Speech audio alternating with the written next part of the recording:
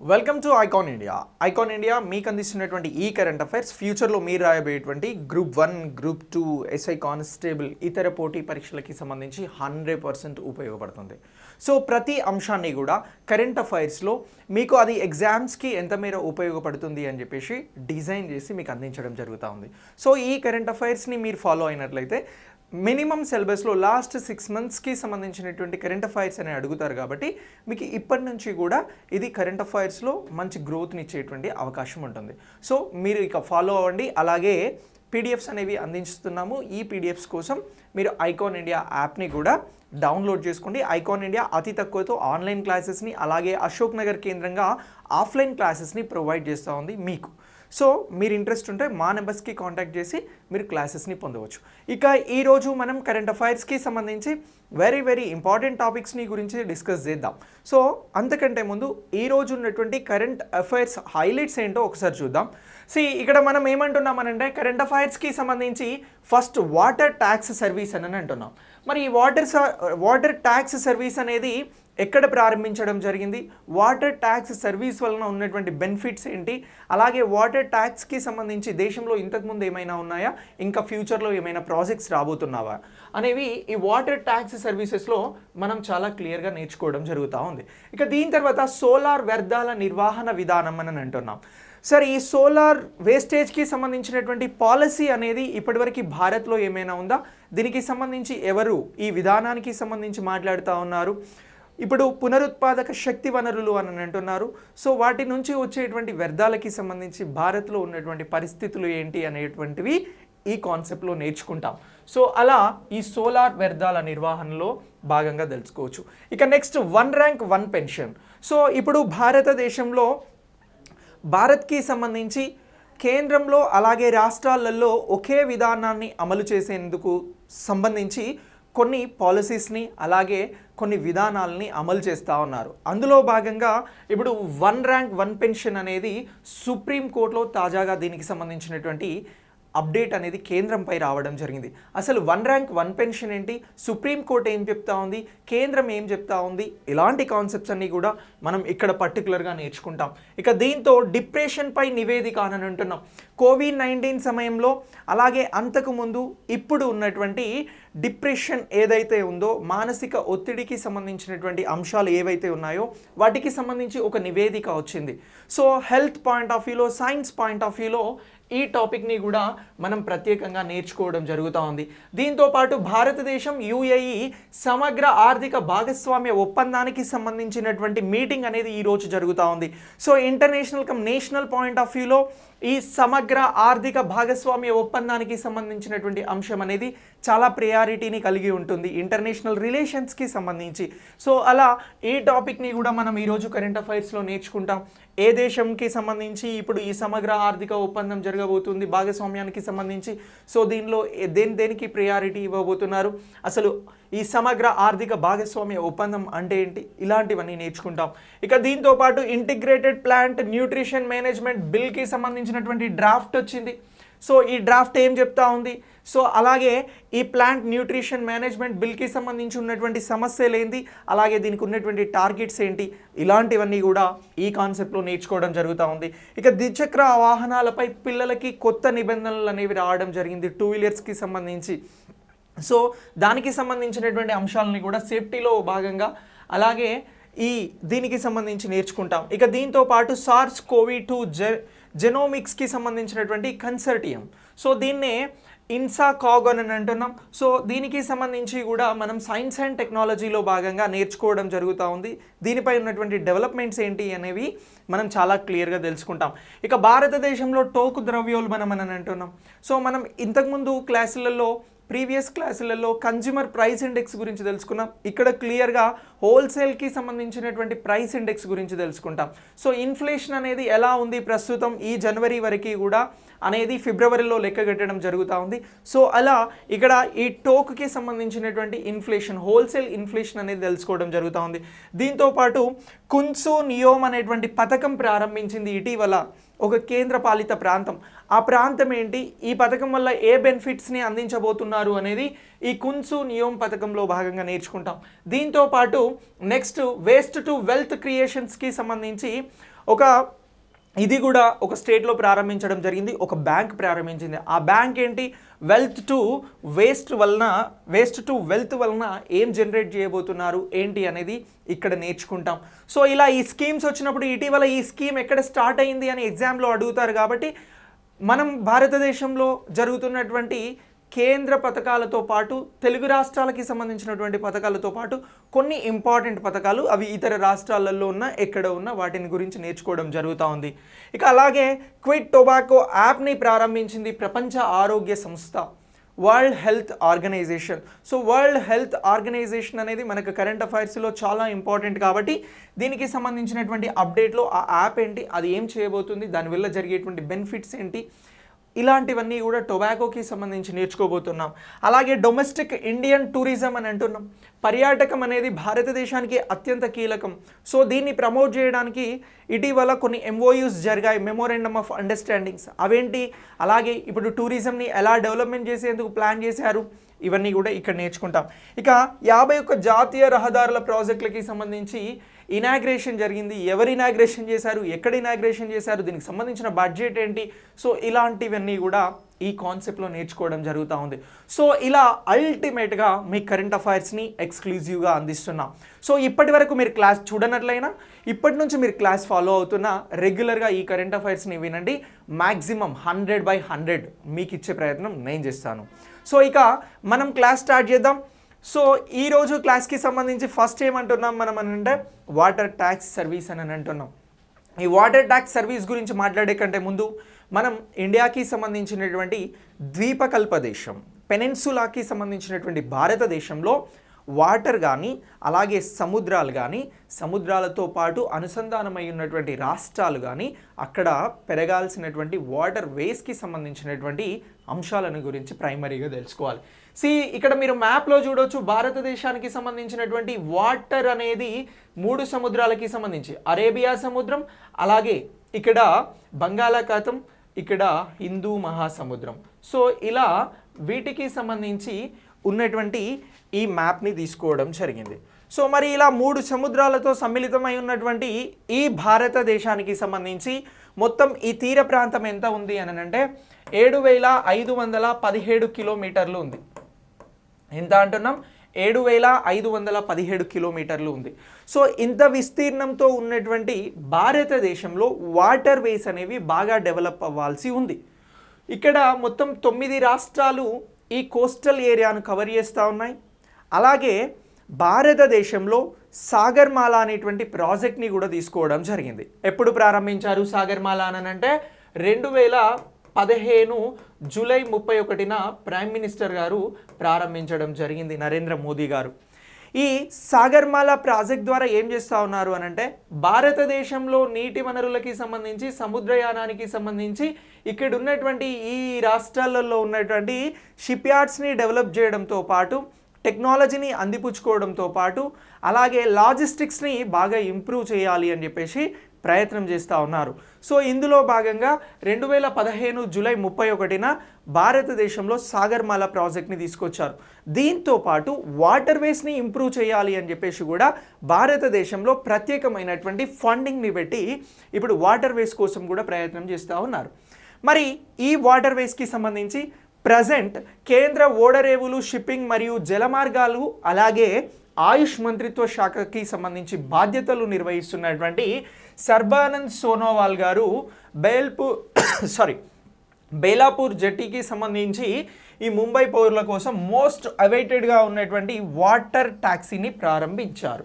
So ఇక్కడ Belapur jetty అనేది ఏదైతే ఉందో దీనిని మహారాష్ట్రకి సంబంధించినటువంటి ఎవరు ప్రారంభించారు అనంటే సీఎం ఉద్ధవ్ ఠాక్రే గారు ప్రారంభించడం జరిగింది. ఓకేనా, దీన్ని బేలాపూర్ జెట్టీని నిన్న. ఇప్పుడు కేంద్ర మంత్రిగా ఉన్నటువంటి సర్బానంద్ సోనోవాల్ గారు ఏం ప్రారంభించారు అనంటే ముంబైలో వాటర్ ట్యాక్స్ని ప్రారంభించడం జరిగింది. సరే, ఈ వాటర్ ట్యాక్సీ అంటే ఏంటి సార్ అని అంటే ముంబైలో ఉన్నటువంటి ముంబైని, నావీ ముంబైని రెండింటినీ కూడా ఈ వాటర్ ట్యాక్సీ ద్వారా అనుసంధానం చేస్తూ ఉన్నారు. సో దీని వలన ఇంతకుముందు ముంబై నుంచి నావీ ముంబైకి ప్రయాణం చేయాలనేటువంటి టైం ఏదైతే ఉందో ఆ టైం అనేది సగానికి తగ్గించబడుతూ ఉంది. సో ఇలా ఈ వాటర్ కనెక్టివిటీని పెంచేందుకు సాగర్మాల ప్రాజెక్టులో కూడా వాటర్ ట్యాక్స్ కనెక్టివిటీ కోసం ప్రత్యేకమైనటువంటి బడ్జెట్స్ని కేటాయించి ప్రభుత్వం ప్రయత్నం చేస్తూ ఉంది. ఇప్పుడు ఇటీవల ఏ రాష్ట్రంలో అనంటే మహారాష్ట్రలో ముంబైని, నావీ ముంబైని కలుపుతూ కేంద్ర మంత్రి సర్బానంద్ సోనోవాల్, సో ఇతను ఎవరు అనంటే ఓడరేవులు, షిప్పింగ్, జలమార్గాలకి సంబంధించినటువంటి మంత్రి అని అంటున్నాం. సో ఇతను ఈ వాటర్ ట్యాక్స్ని ప్రారంభించడం జరిగింది. సో దీనికోసం ముంబై ప్రజలు చాలా రోజులుగా వెయిట్ చేస్తూ ఉన్నారు. సో ఇప్పుడు ఈ ప్రాజెక్ట్ అనేది స్టార్ట్ అయింది. సో దీని వలన వాటర్ ట్యాక్స్ అనేది తొలిసారిగా ఈ ముంబై అలాగే నావీ ముంబైని కలుపుతుంది అని చెప్పేసి మనం ప్రత్యేకంగా గుర్తుంచుకోవాల్సి ఉంటుంది. సార్, ముంబైని మరి నావీ ముంబైని కలుపుతున్నటువంటి ఈ వాటర్ ట్యాక్స్కి సంబంధించి ఇదే మొదటిసారా దేశంలో అని అంటే కాదు. ముంబైలో ఇది మహారాష్ట్రలో ఇది మొదటిసారి అని అంటున్నాం. కానీ దేశంలో మొదటిసారి వాటర్ ట్యాక్సెస్ ఎక్కడొచ్చాయి అని అంటే 2020లో కేరళ కొచ్చిలో రావడం జరిగింది. సో ఎవరు? కేరళ సీఎం గారు ప్రారంభించారు, పినరాయి విజయన్ గారు. సో ఎప్పుడు? 2020 అక్టోబర్ 25న మొదటిసారి దేశంలో వాటర్ వేస్కి సంబంధించి కేరళ రాష్ట్రం కొచ్చిలో ప్రారంభించారు అని అంటున్నాం కేరళ సీఎం. ఇప్పుడు ముంబైలో ప్రత్యేకంగా ఈ ప్రాజెక్టులకి సంబంధించి వాటర్ వేస్కి సంబంధించి వాటర్ ట్యాక్సెస్ని ప్రారంభించారు కేంద్ర మంత్రి సర్బానంద్ సోనోవాల్. సో దీనిని గుర్తుంచుకోండి. సో ఇక ఈ వాటర్ ట్యాక్స్ సేవలు అనేవి డొమెస్టిక్ క్రూయిజ్ టెర్మినల్ నుండి ప్రారంభమవుతాయి అని చెప్పేసి అంటున్నాం. నెరూల్, బేలాపూర్, ఎలిఫెంట్కి సంబంధించినటువంటి గుహలు, అలాగే జిఎన్పిటి వద్ద వీటికి సంబంధించినటువంటి స్థానాలను కూడా కలుపుతూ ఉన్నారు అని అంటున్నాం. ఇఫ్ ఫర్ ఎగ్జాంపుల్ మనం ముంబై పోతే ఈ ముంబైలో ఉన్నటువంటి ఏ ప్రాంతాలు అని అంటున్నాం? నెరూల్, బేలాపూర్, ఎలిఫెంట్ కేవ్స్, అలాగే వీటినన్నింటినీ అనుసంధానం చేస్తూ ఈ వాటర్ వేస్ని డెవలప్ చేయడం జరిగింది అని చెప్పేసి కూడా ఇక్కడ ప్రత్యేకంగా మనం చూడవచ్చు. ఇక ఒత్తిడి లేని ప్రయాణానికి, అలాగే సౌకర్యవంతమైనటువంటి ప్రయాణానికి, వాతావరణానికి సంబంధించి పర్యావరణాన్ని ఎలా పొల్యూట్ చేయకుండా ఈ ప్రయాణాలు అనేవి సాగుతాయి. దీనివల్ల సమయం ఆదా అవుతుంది, దీంతో పాటు ప్రయాణం బాగుంటుంది అని చెప్పేసి కూడా ఈ వాటర్ వేస్కి సంబంధించి ప్రాముఖ్యతను ఇవ్వడం జరుగుతూ ఉంది. సో ఈ వాటర్ ట్యాక్సీ సేవలు పర్యాటక రంగానికి, అలాగే నావీ ముంబై నుంచి చారిత్రాత్మక ఎలిఫెంట్ గుహలకి వెళ్లేందుకు భారీగా ఊపునివ్వబోతున్నాయని చెప్తున్నారు. ఇక గేట్వే ఆఫ్ ఇండియాకి సంబంధించి సులభంగా కూడా ఈ వాటర్ వేస్కి సంబంధించినటువంటి ప్రయాణం ద్వారా మనం చేరుకోవడానికి అవకాశం ఉంది అని చెప్పేసి కూడా ఈ వాటర్ ట్యాక్సీ అనేది ప్రారంభమైనటువంటి సందర్భంగా మనం చెప్పుకోవడం జరుగుతూ ఉంది. సో ఇటీవల ఎక్కడ వాటర్ ట్యాక్స్ ప్రారంభమైంది అని అంటే ఫిబ్రవరి నెలలో మహారాష్ట్రలో ముంబై టు నావీ ముంబై కలుపుతూ మరికొన్ని ప్రదేశాలను కలుపుతూ ఈ వాటర్ ట్యాక్సీ అనేది ప్రారంభించడం జరిగింది. దీన్ని కేంద్ర మంత్రి సర్బానంద్ సోనోవాల్ గారు ప్రారంభించడం జరిగింది. ఈయన ఓడరేవులు, షిప్పింగ్, వాటర్ వేస్కి సంబంధించినటువంటి మినిస్టర్ అని అంటున్నాం. దేశంలో మొదటిసారి వాటర్ వేస్కి సంబంధించి ఏ రాష్ట్రంలో సేవలు మొదలయ్యాయి అని అంటే కేరళ అని చెప్పాలి.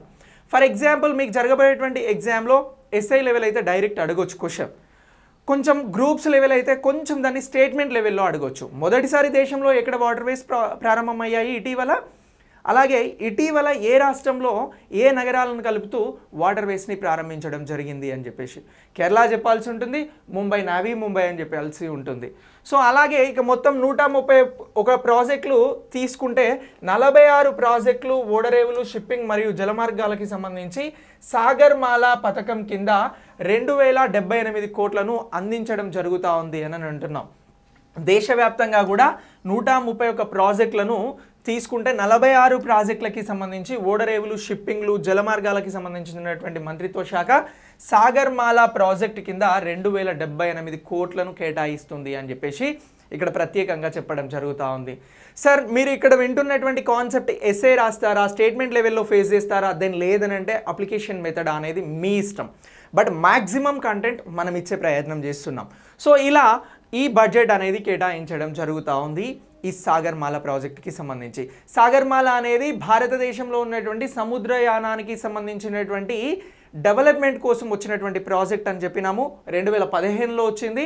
ఎప్పుడు అని అంటే జూలై 31న ప్రైమ్ మినిస్టర్ నరేంద్ర మోదీ గారు ప్రారంభించారు అని చెప్పేసి అంటున్నాం. ఇక అలాగే ఈ పాల్ఘర్, ముంబై, రాయ్గఢ్, రత్నగిరి మరియు సింధుదుర్గ్ అనేటువంటి 4 క్లస్టర్లలో కూడా 32 కంటే ఎక్కువ ప్రాజెక్టులు మహారాష్ట్రలో ఉన్నాయి అని చెప్తున్నాం. మొత్తం 131 ప్రాజెక్టులు తీసుకున్నాము అని చెప్పేసి అంటున్నాం. 46 ప్రాజెక్టులు ఓడరేవులకి సంబంధించి ఉన్నాయి అని అంటున్నాం. కానీ ముంబైలో ఉన్నటువంటి అలాగే ఏదైతే ఈ సముద్ర తీరానికి సంబంధించి ఉన్నటువంటి ప్రదేశాలు ఉన్నాయో వీటికి సంబంధించి ఏ ప్రాంతాలు అంటున్నాం, పాల్ఘర్, ముంబై, రాయ్గఢ్, రత్నగిరి, సింధుదుర్గ్ అనేటువంటి 4 క్లస్టర్లు ఉన్నాయి. ఈ 4 క్లస్టర్లలో కూడా 32 కంటే ఎక్కువ ప్రాజెక్టుల కోసం ఈ పనులు జరుగుతూ ఉన్నాయి, నిధులు కేటాయించడం జరిగింది అని అంటున్నాం. ఇక సాగర్మాల ప్రోగ్రామ్ అనేది ఓడరేవులకి సంబంధించి ఆధునీకరణ, రైల్వే, రోడ్డు, క్రూయిజ్ టూరిజం, అలాగే ఆర్ఓఆర్ ప్రాజెక్టు, జట్టీలకి సంబంధించి మత్స్య సంపదకి సంబంధించి తీర ప్రాంత మౌలిక సదుపాయాల కోసం, నైపుణ్య అభివృద్ధి కోసం అనేక ప్రాజెక్టులను చేపడుతుంది అని అన్నాం. ఓకేనా. ఇక దీంతో పాటు 131 ప్రాజెక్టులకి సంబంధించి మహారాష్ట్రలో అమలవుతున్నటువంటి దీనికి సంబంధించి 1.105కి సంబంధించి నిధులను కేటాయించామని చెప్పేసి కూడా చెప్పడం జరుగుతూ ఉంది. సో ఇలా మీరు సాగర్మాల్కి సంబంధించి, వాటర్ వేస్కి సంబంధించి, దీంతో పాటు ముంబైని కలుపుతూ వచ్చినటువంటి ఈ ప్రాజెక్టులని గురించి చాలా క్లియర్గా అప్డేట్ చేసుకోండి. సో ఇది జాగ్రఫీ పాయింట్ ఆఫ్ వ్యూలో, అలాగే కరెంట్ అఫైర్స్కి సంబంధించినటువంటి పాయింట్ ఆఫ్ వ్యూలో చాలా ఇంపార్టెంట్. సో ఇక దీని తర్వాత నెక్స్ట్ మనం ఏమంటున్నామనంటే సోలార్ వ్యర్థాల నిర్వహణ విధానం అని చెప్పేసి చెప్తా ఉన్నాం. సార్ భారతదేశం అనేది సోలార్ విధానానికి, సోలార్ ద్వారా అంటే ఏదైతే పవర్ ఉంటుందో దీన్ని జనరేట్ చేయడానికి ఎక్కువ ప్రయత్నాలను చేస్తూ ఉంది. సో దీనినే మనం రెన్యూవబుల్ ఎనర్జీ అని అంటున్నాం. ఈ న్యూ అండ్ రెన్యూవబుల్ ఎనర్జీకి సంబంధించి, నూతన కొత్త ఇంధన వనరులకి సంబంధించినటువంటి దీనికి సంబంధించి ఇప్పుడు ఈ సోలార్ వేస్ట్ హ్యాండిలింగ్ పాలసీ గురించి ప్రత్యేకంగా మనం చర్చించడం జరుగుతూ ఉంది. అంతర్జాతీయ పునరుత్పాదక ఇంధన సంస్థ ఐరేనా అనేది ఒకటి ఉంది. ఇది ఏమంటున్నాం, అంతర్జాతీయ పునరుత్పాదక ఇంధన సంస్థ అని అంటున్నాం. సో ఇది ఈ ఐరేనా అనేది 2050 నాటికి గ్లోబల్ ఫోటో వోల్టాయిక్ వ్యర్థాలు అనేవి 78 మిలియన్ టన్నులకు చేరుకుంటుంది అని చెప్పేసి ఇటీవల అంచనా వేయడం జరిగింది. ఇటీవల సోలార్కి సంబంధించి గ్లోబల్ ఫోటో వోల్టాయిక్ వ్యర్థాలు 78 మిలియన్లకు చేరుకుంటాయి అని చెప్పేసి ఎవరు అంచనా వేశారు అని డైరెక్ట్ క్వశ్చన్ ఏదైనా ఎగ్జామ్లో వస్తే మనం చెప్పాల్సిన ఆన్సర్ ఏంటి అని అంటే ఇగో అంతర్జాతీయ పునరుత్పాదక ఇంధన సంస్థ ఐరేనా అని చెప్పేసి చెప్పాల్సి ఉంటుంది. ఎప్పటి వరకు ఈ వ్యర్థాలు అనేవి 78 మిలియన్ టన్నులకు చేరుకుంటుంది అని అంటే 2050 నాటికి 2050 నాటికి వ్యర్థాలు అనేవి 78 మిలియన్ టన్నులకి చేరుకుంటాయి అని చెప్పేసి చెప్తా ఉంది. సార్ ఇక్కడ ఫోటో వోల్టాయిక్ వ్యర్థాలు అని అంటున్నాం. ఏంటి సార్ ఈ ఫోటో వోల్టాయిక్ వ్యర్థాలు అని అంటే సోలార్ ప్యానెల్స్కి సంబంధించినటువంటి ప్యానెల్స్ ఏవైతే ఉంటాయో సూర్యుని నుంచి సూర్యరశ్మిని తీసుకొని దాన్ని విద్యుత్ శక్తిగా మార్చి ఇచ్చేటువంటివే ఈ ఫోటో వోల్టాయిక్ వ్యర్థాలండి. అర్థమైంది కదా. సో ఈ వ్యర్థాలు అనేవి సింపుల్గా చెప్పాలంటే సోలార్ ప్యానెల్స్ అనేవి ఏవైతే ఉన్నాయో ఇవి 78 మిలియన్ టన్నులకి చేరుకుంటాయి అని చెప్పేసి చెప్తా ఉంది. ఎవరు చెప్తా ఉన్నారు అని అంటున్నాం, అంతర్జాతీయ పునరుత్పాదక ఇంధన సంస్థ. సార్ మరి ఇటువంటి వ్యర్థాలను ఉత్పత్తి చేసేటువంటి మొదటి 5 దేశాలలో భారతదేశం ఒకటిగా ఉండబోతుంది అని చెప్పేసి కూడా ఈ అంతర్జాతీయ పునరుత్పాదక ఇంధన సంస్థ అనేది ఐరేనా అనేది అంచనా వేస్తుంది. టాప్ 5 కంట్రీస్ ఏవైతే ఉంటాయో ఈ సోలార్ వ్యర్థాలకి సంబంధించి అందులో భారత్ కూడా ఒక దేశంగా ఉంటుంది అని చెప్పేసి అంచనా వేస్తూ ఉంది. ఇక దీంతో పాటు భారతదేశం సౌరశక్తి సామర్థ్యాన్ని పెంచుకుంటున్నప్పుడు ఉపయోగించినటువంటి సోలార్ ప్యానెళ్ల వల్ల లేదా తయారీ ప్రక్రియ వల్ల వచ్చేటువంటి వ్యర్థాలను నిర్వహించడంపై ఇంకా దృఢమైన విధానాన్ని కలిగి లేదు అని చెప్పేసి కూడా ఈ అంతర్జాతీయ ఇంధన పునరుత్పాదక సంస్థ అనేది చెప్పడం జరుగుతుంది. ఎస్, ఐరేనా చెప్తున్నట్లు ఇప్పుడు భారతదేశం ఎంతసేపు కూడా పునరుత్పాదక శక్తి వనరులను పెంపొందించేందుకు పైన దృష్టి పెట్టింది. రానున్నటువంటి కొద్ది కాలంలో దీనిని ఎంత అని అంటే పునరుత్పాదక శక్తి వనరులు 450 గిగావాట్స్ని ప్రొడ్యూస్ చేయాలి అని అనుకుంటుంది. ఆ ఉత్పత్తిని భారతదేశం సాధించాలి అనుకుంటుంది. సో ఇలాంటి టార్గెట్స్ ఉన్నటువంటి భారతదేశంలో మరి వీటి వల్ల వచ్చేటువంటి వ్యర్థాల నిర్వహణకి సంబంధించినటువంటి విధానం ఇప్పటి వరకు లేదు, దీనిపైన ఒక దృఢమైన విధానాన్ని కలిగి లేదు అని చెప్పేసి చెప్తా ఉంది. ఇక భారతదేశంలో ప్రస్తుతం సౌర వ్యర్థాలను ఎలక్ట్రానిక్ వ్యర్థాలలో భాగంగా పరిగణించడం జరుగుతూ ఉంది.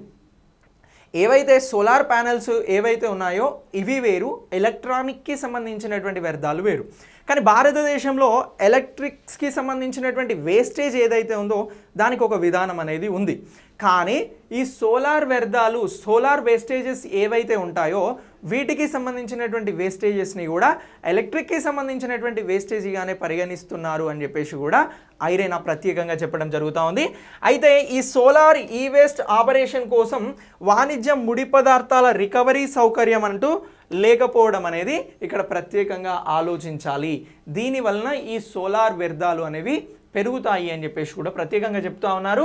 ఇక solar panel recycling material recovery కోసం పైలట్ సౌకర్యాన్ని ఇటీవల ఎక్కడ తీసుకొచ్చారు అని అంటే వెరీ వెరీ ఇంపార్టెంట్, తమిళనాడులోని గుమ్మిడిపుండిలో ఒక ప్రైవేట్ కంపెనీని ఏర్పాటు చేయడం జరిగింది. చూడండి, నేను క్వశ్చన్ ఏం అడుగుతున్నాను అని అంటే solar panel recycling material recovery కోసం పైలట్ సౌకర్యాన్ని తమిళనాడులో తీసుకురావడం జరిగింది. ఆ తమిళనాడులో ఎక్కడొచ్చింది అని అడిగినప్పుడు గుమ్మిడిపుండి అని చెప్పేసి అని అంటున్నాం. ఇది ఒక ప్రైవేట్ కంపెనీ, ప్రభుత్వానికి సంబంధించింది కాదు. బట్ సోలార్ వేస్టేజ్ రికవరీ కోసం రీసైక్లింగ్ కోసం వచ్చినటువంటి ఇది ఏది అని అంటే మనం తమిళనాడుకి సంబంధించినటువంటి ప్రైవేట్ కంపెనీ గురించి గుర్తుంచుకోవాల్సి ఉంటుంది. సో ఇలా జనరల్గా జరిగేటువంటి ఎగ్జామ్స్లో అడగడానికి అవకాశం ఉంది. ఒకవేళ మనం చెప్తున్నటువంటి మొత్తం టాపిక్ నుంచి కూడా క్వశ్చన్ అడగవచ్చు. సార్ మొత్తం టాపిక్ నుంచి కూడా క్వశ్చన్ ఎలా అడగవచ్చు సార్ అని అంటే ఈ మొత్తం టాపిక్ నుంచి కూడా ఎలా అడగడానికి అవకాశం ఉంది అని అంటే ఇప్పటివరకు మనం 2-3 టాపిక్స్ని 2-3 పాయింట్స్ని డిస్కస్ చేయడం జరిగింది ఈ విధానానికి సంబంధించి. సో దీనిలో ఇప్పుడు మనం ఐరేనా ఇచ్చినటువంటి రిపోర్ట్ కానీ భారతదేశం రానున్నటువంటి టైంలో ఎట్లా ఉండే అవకాశం ఉంది అని కానీ అలాగే రానున్నటువంటి కాలంలో 78 మిలియన్ టన్స్ సోలార్ వచ్చేటువంటి ఈ మొత్తం కాన్సెప్ట్ని గుర్తుంచుకుంటే క్వశ్చన్ ఏ విధంగా అడిగినా కూడా మనం ఆన్సర్ చేయడానికి అవకాశం ఉంది. ఇక దీంతో పాటు 2022 నాటికి 175 గిగావాట్స్, ప్రస్తుతం 100 కంటే ఎక్కువ గిగావాట్స్కి సంబంధించినటువంటి పునరుత్పాదక శక్తి భారత్లో వస్తున్నాయి. 2020 అంటే ఈ ఇయర్ ఎండింగ్ కల్లా మొత్తం 175 గిగావాట్ల పునరుత్పాదక శక్తి వనరులను సాధించాలి అనుకుంటుంది. ఇందులో 100 గిగావాట్స్ దేని నుంచి రావాలి అని చెప్పేసి భారత్ భావిస్తూ ఉంది అని అంటే సోలార్ ద్వారా రావాలి అని చెప్పేసి కూడా భారత్ భావించడం జరుగుతూ ఉంది.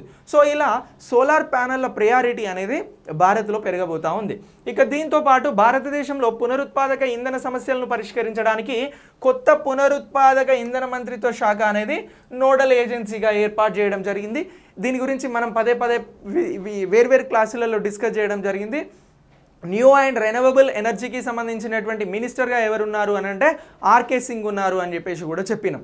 సో ఇలా ఈ నేషనల్ సోలార్ మిషన్ అనేది దేశవ్యాప్తంగా దాని విస్తరణ కోసం విధాన పరిస్థితులను సృష్టించడం ద్వారా సౌరశక్తిలో భారతదేశాన్ని ప్రపంచ అగ్రగామిగా నిలబెట్టడానికి ముందుకు వెళ్తుంది అని అంటున్నాం. ఏమంటున్నాం? నేషనల్ సోలార్ మిషన్ అనేది భారతదేశాన్ని ప్రపంచ దేశాలన్నిటిలోకెల్లా ఫస్ట్ ప్లేస్లో నిలిపేందుకు సోలార్ ప్యానెళ్లను పెంచేందుకు వివిధ కార్యక్రమాలను చేపడతా ఉంది. ఫర్ ఎగ్జాంపుల్ చెప్తాను నేను, ఈ సోలార్కి సంబంధించి ఇటీవల పిఎం కుసుమ్ అనేటువంటి స్కీమ్ని తీసుకురావడం జరిగింది. సో దీని ద్వారా ఏం చేస్తున్నారు అని అంటే రైతులు వారి వ్యవసాయ భూములలో సోలార్ ప్యానెళ్లను ఏర్పాటు చేసే అవకాశాన్ని ఆ స్కీమ్ని ఇంట్రడ్యూస్ చేస్తూ ఉంది. సో ఇలా సోలార్ పవర్ని పెంచేందుకు భారత్ ప్రయత్నం చేస్తూ ఉంది. మనం ఇంతకుముందు క్లాస్లో తెలుసుకున్నాం, రాజస్థాన్ సోలార్ పవర్కి సంబంధించి పిఎం సౌభాగ్య ఏదైతే ఉందో ఆ స్కీమ్ ద్వారా సోలార్ ప్యానెళ్ల ద్వారా రాజస్థాన్లో ఎక్కువ మంది విద్యుత్ని పొందుతూ ఉన్నారు. అలాగే ఆ తర్వాత ఛత్తీస్గఢ్ ఉంది అని చెప్పేసి తెలుసుకున్నాం. సో ఇలా సోలార్ ప్యానెళ్ల ప్రియారిటీ అనేది విపరీతంగా పెరుగుతూ ఉంది. కానీ ఈ వ్యర్థాలు కొన్ని రోజుల తర్వాత ఇవి పాడైపోయో, వాటి లైఫ్ టైం అయిపోయో అవి వేస్టేజ్గా మారినప్పుడు వాటికి సంబంధించినటువంటి ప్రాసెస్ ప్రజెంట్ భారత్లో లేదు అని చెప్తున్నదే ఈ ఐరేనాకి సంబంధించినటువంటి ప్రాజెక్ట్. అలాగే ఇక ఈ సోలార్ని ప్రోత్సహించేందుకు కూడా ఏం చేస్తున్నారు అని అంటే భారత్లో ఉత్పత్తి అనుసంధాన ప్రోత్సాహకం అనేది ఉంది. ప్రొడక్షన్ లింక్డ్ ఇనిషియేషన్కి సంబంధించినటువంటి ఈ స్కీమ్ని తీసుకురావడం జరిగింది. దీని ద్వారా ఈ సోలార్ ఉత్పత్తికి సంబంధించి ఎవరైతే కంపెనీస్ పెడతారో వారికి బెనిఫిట్స్ ఇవ్వబోతున్నారు, సబ్సిడీస్ ఇవ్వబోతున్నారు.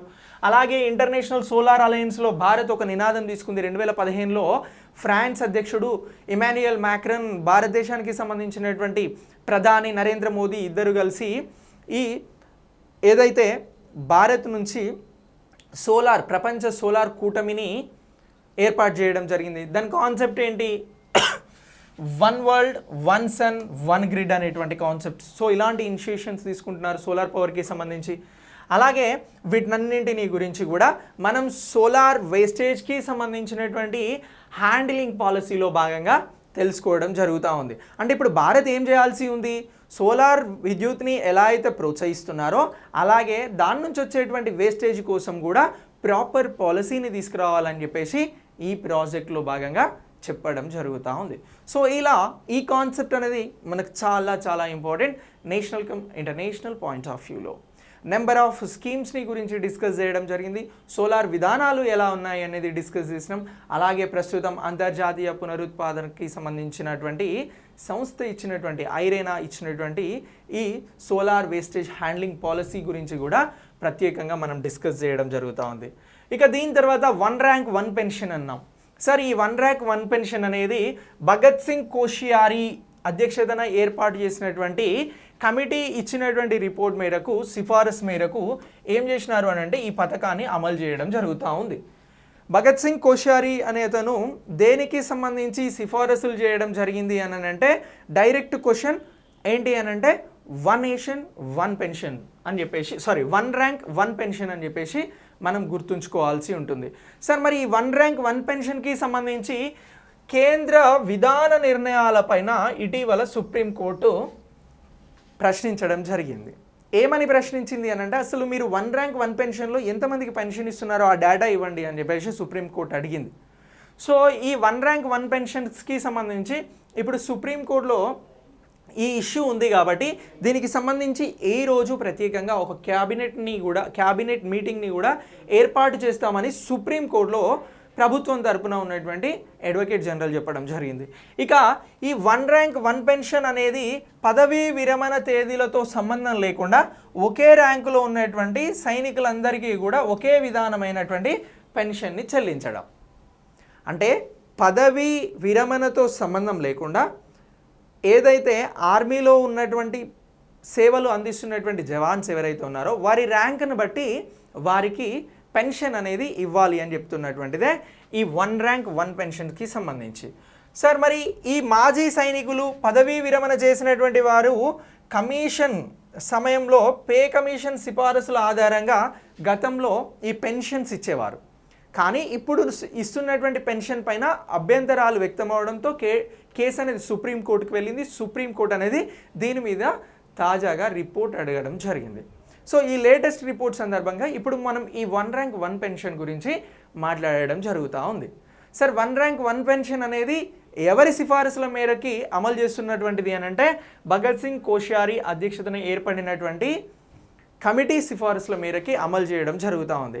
మరి ఏ రాష్ట్రాల నుంచి ఈ పెన్షన్ తీసుకుంటున్న వారు ఎక్కువగా ఉన్నారు అని అంటే పంజాబ్ అలాగే ఉత్తరప్రదేశ్ రాష్ట్రాల నుంచి ఎక్కువ మంది సైనికులు 1 ర్యాంక్ 1 పెన్షన్కి సంబంధించి బెనిఫిషియర్స్గా ఉన్నారు. సో ఇలా ఇది మనకు చాలా చాలా ఇంపార్టెంట్. ఇక జూన్ 30, 2014 నుంచి విరమణ చేసినటువంటి సాయుధ దళాల సిబ్బంది దీని పరిధిలోకి వస్తారు అని చెప్పేసి కూడా ఈ 1 ర్యాంక్ 1 పెన్షన్ అనేటువంటి విధానం చెప్పడం జరుగుతూ ఉంది. సో ఇలా ఈ బేసిక్ పాయింట్స్ని కూడా మీరు గుర్తుంచుకోండి. సో ఇది ఎవరి సిఫార్సుల మేరకి అమలు చేస్తూ ఉన్నారు, అలాగే ఇందులో ఈ 1 ర్యాంక్ 1 పెన్షన్లో ఏ విధంగా దీనికి సంబంధించినటువంటి పెన్షన్ని అందజేయడం జరుగుతూ ఉంది, ఏ రాష్ట్రాలు ఎక్కడ ఉన్నాయి, అంటే ఏ రాష్ట్రాల నుంచి ఎక్కువ మంది సైనికులు ఈ బెనిఫిషియర్గా ఉన్నారు అనేటువంటి బేసిక్ డేటాని గుర్తుంచుకోండి. ఇక దీని తర్వాత నెక్స్ట్ వచ్చి ఏంటి అని అంటే డిప్రెషన్పై నివేదిక అని అంటున్నాం. సరే ఈ నివేదికను ఎవరిచ్చారు అని అంటే లన్సెట్ వరల్డ్ సైకియాట్రిక్ వాళ్ళు ఇవ్వడం జరిగింది. ఇది ఒక అసోసియేషన్ కమిషన్. ఇటీవల డిప్రెషన్స్కి సంబంధించినటువంటి రిపోర్ట్ని ఎవరు ఇవ్వడం జరిగింది అని అన్నప్పుడు మనం లన్సెట్ మరియు వరల్డ్ సైకియాట్రిక్ అసోసియేషన్ కమిషన్ అని చెప్పేసి చెప్పాల్సి ఉంటుంది. ఇక దీంతో పాటు ప్రపంచంలో ఎదుర్కొంటున్నటువంటి నిరంతర పెరుగుతున్నటువంటి తీవ్రమైనటువంటి ప్రపంచ సంక్షోభాన్ని ఎదుర్కోవడంలో విఫలం అవుతుంది. ఈ డిప్రెషన్స్కి సంబంధించి ప్రపంచం అంతా కూడా, అన్ని దేశాలు కూడా ఈ డిప్రెషన్ పీపుల్స్కి సంబంధించి ఎవరైతే డిప్రెషన్ ఎదుర్కొంటున్నారో వారికి సంబంధించినటువంటి సమస్యలను తీర్చడంలో విఫలం అవుతున్నారు అని చెప్పేసి ఈ నివేదిక చెప్తా ఉంది. ఇక ప్రపంచవ్యాప్తంగా కూడా 5% మంది పెద్దలు ప్రతి సంవత్సరం డిప్రెషన్తో బాధపడుతున్నారు అని చెప్పేసి చెప్తా ఉన్నారు. ఎవరైతే ఎల్డర్స్ ఉన్నారో సో వారు ప్రపంచవ్యాప్తంగా కూడా ఒక 5% మంది డిప్రెషన్స్తో, మానసిక ఒత్తిడితో లోనవుతున్నారు అని చెప్పేసి చెప్తా ఉంది. ఇక నిర్లక్ష్యం చేయబడినటువంటి ప్రపంచ ఆరోగ్య సంక్షోభంగా కూడా ఈ డిప్రెషన్ అనేది మిగిలిపోతూ ఉంది. సో దీనిని పెద్ద వ్యాధిగా చూడడం లేదు, సో దీన్ని నెగ్లెక్ట్ చేస్తూ ఉన్నారు. దీని వలన ఇది ఏమవుతుంది అని అంటే ప్రపంచ ఆరోగ్య సంక్షోభంగా మిగిలిపోతుంది అని చెప్పేసి కూడా ఈ లాన్సెట్ అలాగే వరల్డ్ సైకియాట్రిక్ అసోసియేషన్ కమిషన్ ఇచ్చినటువంటి రిపోర్ట్లో ప్రస్తావించడం జరిగింది. సో ఇలా ఈ డిప్రెషన్ నివేదిక అనేది మనకి ఇంపార్టెంట్ అంటే ఇంపార్టెంట్. ఇటీవల డిప్రెషన్పై ఎవరు నివేదిక ఇచ్చిర్రు అని చెప్పేసి అడుగుతారు. అడిగినప్పుడు మనం Lancet and world psychiatric association అని చెప్పేసి చెప్పగలిగితే మనకు 1 మార్క్ వస్తుంది డైరెక్ట్ క్వశ్చన్ అడిగితే. సో ఈ రిపోర్ట్లో ఎంతమంది ప్రపంచవ్యాప్తంగా మానసిక ఒత్తిడితో బాధపడుతున్నారు అని అంటే 5% ఈ రిపోర్ట్ ప్రకారం అని చెప్పేసి మనం చెప్తా ఉన్నాం. ఇక సరైన అవగాహన లేకపోవడం, మానసిక ఒత్తిళ్లపైన, మానసిక సామాజిక ఆర్థిక వనరులు, అలాగే వీటి నివారణ, రోగ నిర్ధారణ, చికిత్స పైన పెద్దగా శ్రద్ధ చూపకపోవడం అనేది కూడా ఒక సమస్యగా ఉంది. ఇక దీంతో పాటు కోవిడ్ మాంద్యం వల్ల ఇది మరింత పెరిగింది అని చెప్పేసి కూడా చెప్తా ఉన్నాం.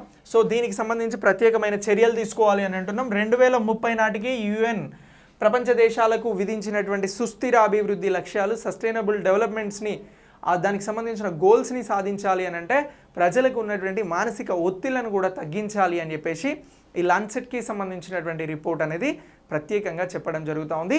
ఈ ఇండెక్స్ గురించి మీరు సైన్స్ పాయింట్ ఆఫ్ వ్యూలో అలాగే హెల్త్ పాయింట్ ఆఫ్ వ్యూలో గుర్తుంచుకోండి. ఇది ఇంటర్నేషనల్ వైడ్గా ఇచ్చినటువంటి ఇండెక్సెస్ మీద 1 or 2 క్వశ్చన్స్ పక్కాగా ఉంటాయి ఎగ్జామ్లో. సో కాబట్టి మనకి మ్యాక్సిమం ఇంటర్నేషనల్ వైడ్గా వస్తున్నటువంటి అన్ని ఇండెక్సెస్ కూడా చాలా ఇంపార్టెంట్. భారతదేశానికి సంబంధించిన ఇండెక్సెస్ కూడా ఇంకా ఇంపార్టెంట్. సో దీని తర్వాత నెక్స్ట్ మనం మరొక టాపిక్ డిస్కస్ చేద్దాం. ఇదే భారతదేశం UAEకి సంబంధించినటువంటి సమగ్ర ఆర్థిక భాగస్వామ్య ఒప్పందం అని అంటున్నాం. India UAE comprehensive economic partnership agreement అని చెప్పేసి ఇంగ్లీష్లో పిలవడం జరుగుతూ ఉంది. సార్ మరి ఈ ఒప్పందం అనేది జరిగితే ఏమవుతుంది సార్? సింగిల్ సెంటెన్స్లో చెప్పాలి అని అంటే ఏదైతే విదేశీ ప్రత్యక్ష పెట్టుబడులు ఉంటాయో, ఫారెన్ డైరెక్ట్ ఇన్వెస్ట్మెంట్స్ ఉంటాయో వాటికి సంబంధించినటువంటి నిబంధనలు అనేవి తొలగించడం జరుగుతూ ఉంది. వాటికి సంబంధించినటువంటి నిబంధనలో మార్పులు వస్తాయి అని అంటున్నాం. సో ఇలా భారత్ అలాగే UAEకి సంబంధించినటువంటి Abu Dhabi crown Sheikh Mohammed bin Zayed Al Nahyan అలాగే భారత్ ప్రధాని మోడీ మధ్యన ఈ వర్చువల్ సమిట్ అనేది ఈరోజు జరుగుతూ ఉంది, February 18th. సో ఇలా ఇరు దేశాలు కూడా భారతదేశం UAEకి సంబంధించిన సమగ్ర ఆర్థిక భాగస్వామ్య ఒప్పందం పైన ఇప్పటి వరకు వర్కౌట్ చేయడం జరిగింది. ఇక UAE స్థాపించి ఇప్పటి వరకు 50 సంవత్సరాలు అవుతుంది. అలాగే భారతదేశానికి స్వతంత్రం వచ్చి సుమారుగా 75 సంవత్సరాల్లోకి ఎంటర్ అవుతున్నాం. సో ఇలా ఈ ఇరు దేశాలకి సంబంధించి కూడా చారిత్రాత్మక మరియు స్నేహపూర్వక అలాగే పాక్షిక సంబంధాలను గురించి రూపొందించే అవకాశాలను కూడా ఇందులో ఉంది అని అంటున్నాం. ఇక వాణిజ్య మంత్రులకి సంబంధించి పీయూష్ గోయల్ గారిని కూడా మనం ఇమేజ్లో చూడొచ్చు. ఈయన యూఏఈకి సంబంధించిన అతను. ఇక ద్వైపాక్షిక సహకారం పైన ఇరువురు నేతలు చర్చిస్తారు. పరస్పర ప్రయోజనాలకి సంబంధించి అంతర్జాతీయ మరియు ప్రాంతీయ అంశాలపైన ఏకాభిప్రాయానికి సంబంధించి ఏకాభిప్రాయం వస్తుంది అని చెప్పేసి కూడా ప్రత్యేకంగా చెప్తూ ఉన్నారు. ఇక శిఖరాగ్ర సమావేశంలో ఇద్దరు నాయకులు సిఈపిఏ పైన సంతకం చేస్తారు. ఇక దీంతో పాటు సెప్టెంబర్ 2021న దీనికి సంబంధించినటువంటి చర్చలు అనేవి ప్రారంభించబడ్డాయి. ఇటీవల క్వశ్చన్ ఎలా అడగొచ్చు అంటే ఒక్కసారి చూడండి. ఇటీవల భారత్కి యునైటెడ్ అరబ్ ఎమిరేట్స్కి సమగ్ర ఆర్థిక భాగస్వామ్య ఒప్పందం జరిగింది. సో దీనిపైన ఇరు దేశాల ప్రధాన నేతలు సంతకం చేశారు. కానీ అసలు ఈ చర్చలు ఎప్పుడు ప్రారంభమయ్యాయి అని అడిగితే మన ఆన్సర్ ఏముండాలి అని అంటే సెప్టెంబర్ 2021లో ప్రారంభమయ్యాయి అని అంటున్నాం. సెప్టెంబర్, అక్టోబర్, నవంబర్, డిసెంబర్, జనవరి అంటే ఒక 5 నెలల తర్వాత ఈ ఒప్పందం అనేది ఫిబ్రవరి 18న జరిగింది అని చెప్పేసి మనం చెప్తే మనకు ఆన్సర్ వచ్చేసినట్లు, మార్క్ వచ్చేసినట్లు, క్వశ్చన్ ఆ విధంగా వస్తే. సో ఇలా ఎప్పుడు స్టార్ట్ అయ్యాయి, ఎప్పుడు ఎండ్ అయ్యాయి అని కూడా అడగవచ్చు. సో ఇటీవల ఏ దేశంతో ఈ ఒప్పందం జరిగింది, సమగ్ర ఆర్థిక భాగస్వామ్య ఒప్పందము అని అంటే భారత్ అలాగే యూఏఈ అని చెప్పాల్సి ఉంటుంది. సో క్వశ్చన్స్ అనేవి ఈ మోడల్గా రావడానికి అవకాశం ఉంది. వీటిపైన మనం ఎక్కువ ఫోకస్గా ఉండాలి. ఇక దీంతో పాటు భారత్ యూఏఈ ఇటీవల అభివృద్ధికి సంబంధించి 3వ అతిపెద్ద దేశంగా వాణిజ్య భాగస్వామ్యం అనేది భారత్కి అలాగే యూఏఈకి మధ్యన ఉంది. భారత్కి యునైటెడ్ అరబ్ ఎమిరేట్స్ అనేది 3rd లార్జెస్ట్ ఎకానమీకి సంబంధించినటువంటి పార్ట్నర్షిప్ అనేది కలిగి ఉంది అని అంటున్నాం. ఇక దీంతో పాటు కోవిడ్-19 మహమ్మారి సమయంలో 2 దేశాలు ఆహార భద్రత, ఆరోగ్య సంరక్షణకి సంబంధించి కీలకమైన అంశాలలో సహకరించుకున్నాయి అనేది కూడా మనం ఇక్కడ అబ్జర్వ్ చేయాల్సి ఉంటుంది. ఇక ద్వైపాక్షిక వాణిజ్యం, ఇంధన సంబంధాలు మరియు పెట్టుబడులు పటిష్టంగా ఉన్నాయి. ఇరు దేశాల మధ్య స్టార్టప్లు, పునరుత్పాదక శక్తి, ఫిన్టెక్ అలాగే కొత్త రంగాలకి సంబంధించి ఇరుపక్షాలు తమ సహకారాన్ని బలోపేతం చేసుకుంటున్నాయి అని అంటున్నాం. ఇక భారతదేశం అతిపెద్ద పెవిలియన్లో ఒకటైనటువంటి దుబాయ్ ఎక్స్పోలో కూడా 2020కి సంబంధించి పాల్గొంటుంది అని అంటున్నాం. ఓకేనా? సో ఇలా ఈ యుఏఈతో జరుగుతున్నటువంటి సమగ్ర ఆర్థిక భాగస్వామ్య ఒప్పందాన్ని గురించి కూడా మనం అప్డేట్ అవ్వాల్సి ఉంటుంది ఇంటర్నేషనల్ నేషనల్ పాయింట్ ఆఫ్ వ్యూలో. ఇక దీని తర్వాత next integrated plant nutrition management bill 2022 అని అంటున్నాం. సరే ఈ బిల్ ఏం చెప్తా ఉంది అని అంటే ఎరువులకి సంబంధించినటువంటి గరిష్ట అమ్మకాల ధరను నిర్ణయించడం, వాటికి సంబంధించినటువంటి స్టాక్ ఇలాంటి వాటన్నింటిపైన కూడా ఫోకస్ చేయబోతా ఉంది. ఇక ఎరువుల గరిష్ట అమ్మకం అలాగే ధరలను నిర్ణయించడం, దాంతోపాటు ఎరువుల నాణ్యత, పంపిణీని నియంత్రించడానికి కేంద్ర ప్రభుత్వానికి అధికారం కల్పిస్తూ ఈ చట్టాన్ని డిజైన్ చేస్తూ ఉన్నారు. మరి ఇలా చేస్తున్నటువంటి ఈ ఎరువుల శాఖ ముసాయిదా integrated plant nutrition management bill అనేది 2022కి సంబంధించి ఇప్పుడు ఏకాభిప్రాయాన్ని కోరుతూ ఉంది. సో ఇది డ్రాఫ్ట్ అంటున్నాం. ఈ డ్రాఫ్ట్ అనేది ఎరువుల శాఖ ముసాయిదా ఇంటిగ్రేటెడ్ ప్లాంట్ న్యూట్రిషన్ మేనేజ్మెంట్ బిల్గా చెప్పడం జరుగుతూ ఉంది. ఈ డ్రాఫ్ట్ని ఇప్పుడు రిలీజ్ చేయడం జరిగింది. ఏదైతే ఎరువులు ఉన్నాయో వీటికి సంబంధించిన నియంత్రణ, పంపిణీ, నాణ్యత అలాగే స్టాక్ వీటన్నింటికి సంబంధించి కేంద్రం అధికారం అనేది తీసుకుంటా ఉంది. దీనికి సంబంధించి డ్రాఫ్ట్ వచ్చింది. ఇటీవల ఎరువులకి సంబంధించి వచ్చినటువంటి డ్రాఫ్ట్ ఏది, ఎరువుల శాఖ రిలీజ్ చేసినటువంటి డ్రాఫ్ట్ ఏది అని అంటే మనం integrated plant nutrition management bill 2022 అని చెప్పేసి మాట్లాడాల్సి ఉంటుంది. ఇక ఎరువుల పంపిణీ, ధర, నాణ్యత ప్రమాణాలపై కేంద్ర ప్రభుత్వం తన నియంత్రణలో ఉంచుకోవడానికి ప్రజా ప్రయోజనాల దృష్ట్యా ఇది అనుకూలమైనదిగా భావిస్తూ ఉన్నారు. బిల్ యొక్క నిబంధనలు ఏమున్నాయి అని అంటే ఈ bill integrated plant nutrition management authority of ఇండియాను ఏర్పాటు చేయాలని కోరుతా ఉంది. ఓకేనా? సో అలాగే జీవ ఎరువులు, నానో ఎరువులు, జీవ ఉద్దీపనాలు అలాగే సేంద్రియ ఎరువులతో సహా సమతుల్య ఎరువుల అభివృద్ధి, స్థిరమైన వినియోగాన్ని ప్రోత్సహించడం దీని లక్ష్యంగా పెట్టుకున్నారు. ఏమంటున్నాం? జీవ ఎరువులు, నానో ఎరువులు అలాగే జీవ ఉద్దీపనాలు, సేంద్రియ ఎరువులు, సమతుల్య ఎరువుల అభివృద్ధి పైన స్థిరమైన వినియోగాన్ని ప్రోత్సహించేందుకు ఇది టార్గెట్స్ని పెట్టుకుంటా ఉంది. ఇక దీంతో పాటు భారతదేశం అంతటా ఎరువుల తయారీ, పంపిణీ, ధరల నిర్వహణ ప్రక్రియను సులభతరం చేయడానికి కూడా ప్రయత్నం చేస్తూ ఉంది అని అంటున్నాం. ఒక్కో రాష్ట్రంలో ఒక్కో రకమైనటువంటి ఎరువుల నిబంధనలు ఉన్నాయి. సో వీటినన్నింటినీ కూడా ఒకే విధంగా హ్యాండిల్ చేయాలని చెప్పేసి ఇప్పుడు కేంద్రం భావిస్తూ ఉంది. సో దానికోసం దీన్ని ప్రత్యేకంగా తీసుకురావడం జరుగుతుంది. ఇక డీలర్లకి సంబంధించి, దిగుమతిదారులు, తయారీదారులు, ఎరువులకి సంబంధించిన మార్కెటింగ్ సంస్థలు వీటినన్నింటినీ కూడా గరిష్ట ధరలు లేదా రేట్లను కేంద్ర ప్రభుత్వమే నియంత్రించగలుగుతుంది. కేంద్ర ప్రభుత్వం ఇక నుంచి ఎరువులకి సంబంధించి ధరలను నిర్ణయిస్తుంది. అది డీలర్లకి సంబంధించిన, మార్కెట్ ఎగ్జిక్యూటివ్స్కి సంబంధించిన, సప్లయర్స్కి సంబంధించిన, తయారీదారులకి సంబంధించిన. సో దీంతో పాటు ఇక వివిధ కాలాల్లో నిర్వహించినటువంటి ఎరువులకి సంబంధించి, అలాగే దానికి సంబంధించినటువంటి డేటా, ఏ ప్రాంతాలలో ఎన్ని ఎరువులు ఉన్నాయనేటువంటి సమగ్ర అంశాలని కూడా కేంద్ర ప్రభుత్వం తన దగ్గర ఉంచుకోబోతుంది. ఇక తగిన రిజిస్ట్రేషన్ పొందకుండా ఏ వ్యక్తి కూడా ఎరువులను తయారు చేయలేడు, అమ్మలేడు. అంటే పర్మిషన్ అనేది త్రూ సెంట్రల్ ద్వారా రావాల్సి ఉంటుంది. ఇక భారతీయ ఎరువుల పరిశ్రమ స్థితి ప్రస్తుతం ఎలా ఉంది అని అంటే, భారతదేశంలో చిన్న సన్నకారు రైతులు సుమారు 85% పైన ఉన్నారు. సో వీరికి సంబంధించి తరచుగా తక్కువ నాణ్యత, తక్కువ ఉత్పాదకతో వీరు సాగును అనేది చేస్తూ ఉన్నారు. అంటే తక్కువ ఏదైతే పంటలు ఉన్నాయో ఇవి అనుకున్నంత ఎక్కువగా రావడం లేదు. సో వీటికి సంబంధించి కూడా ఇప్పుడు ఈ ఎరువులు అనేవి కీలక పాత్ర పోషిస్తాయి అని చెప్పేసి ఈ బిల్ ద్వారా చెప్పబోతున్నారు. ఇక వర్షాధారం కాలక్రమేణా ఒకే భూమిలో సాగు చేయడం, ఇలాంటి సమస్యలు కూడా భారతదేశానికి సంబంధించినటువంటి రైతులు ఎదుర్కొంటా ఉన్నారు.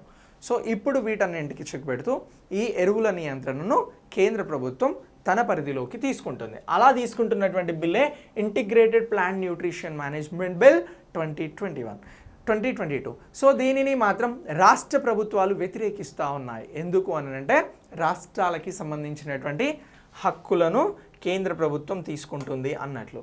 ఇక ఈ ఎరువుల ఉత్పత్తి అనేది 2014 నుండి సానుకూల వృద్ధిని సాధిస్తుంది. అంటే బీజేపీ అనేది అధికారంలోకి వచ్చిన దగ్గర నుంచి అని ఇక్కడ రాయడం జరిగింది.